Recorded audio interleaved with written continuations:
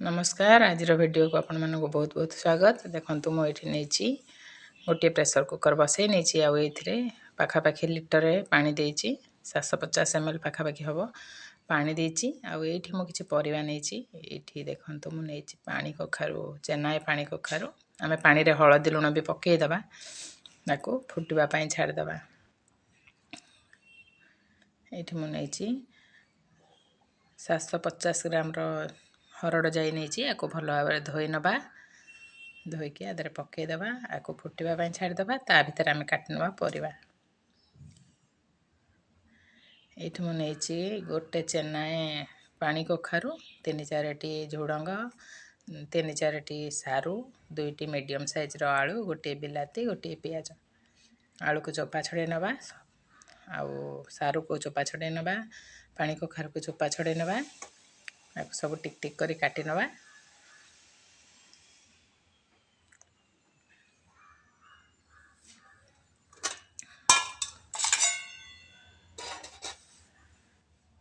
पानी कखारु जते बेला काटिबे टिके ता मझीटा को बाहर कर नेबे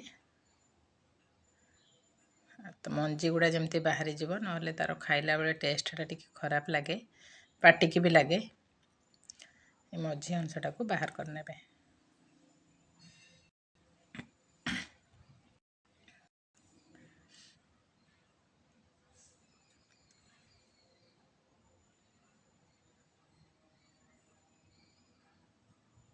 टिक टिक करी काटी नबा एगुड़ा सब मु धोई नहीं जेहेतु आम एकाथरे पकई नबा परिवा डाली सांगरे।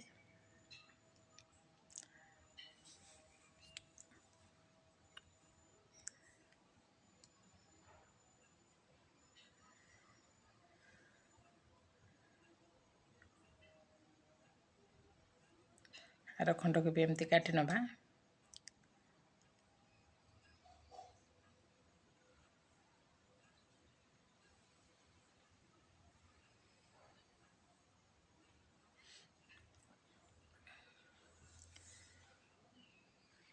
आलू सब झुडंग सब काटी नबा काटिकी पकई नबा।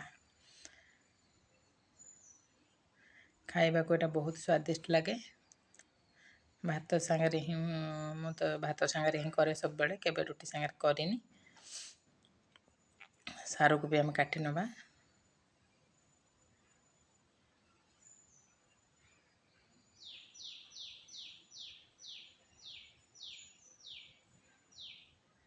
झुडंग को एमती काटी नबा आथरे बेसी किसी परिबा पड़ले भल लागेनी केवल एतिक ही पकई कि मु करिछि खाली सारू आलू आउ को पानी कखारु भी भल लागे। मुझे दुटा झुडंग पकई देछि और गोटे बिलाती को आम ता सांगरे सिझेबा पई छाड़ दबा। एबे प्रेशर कुकर हुइसिल दे आमे ढांकुणी दे दबा आको 2टा हुइसिल हवा पई छाड़ दबा ता भीतर मो प्याज काटी नउछि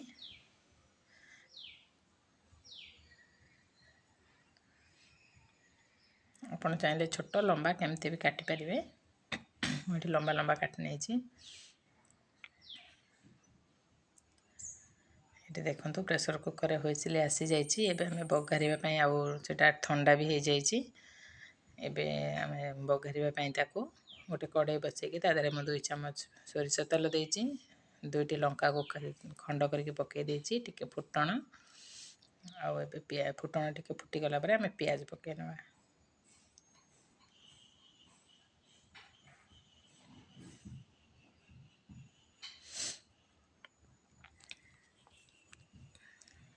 प्याज को नाली हवा पर्यंत भाजी दबा तापरे आमे से जो डाली रे जो आमे डालमा रे जो बिलातीटी पकई थिले ताको बाहर करके आधरे पकेबी।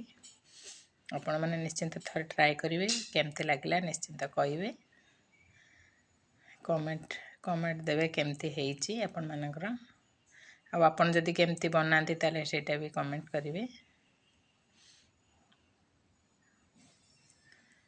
बिलाती को कसी दबा लास्ट रे मु टिके भजा जीरा गुंड पकेइची आ तापरे हमें डाली को ढाल नबा।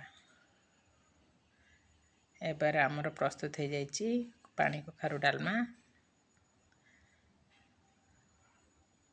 आपण माने निश्चिंत ट्राई करिवे केमथि हला निश्चिंत जणेबे। रहिली नमस्कार।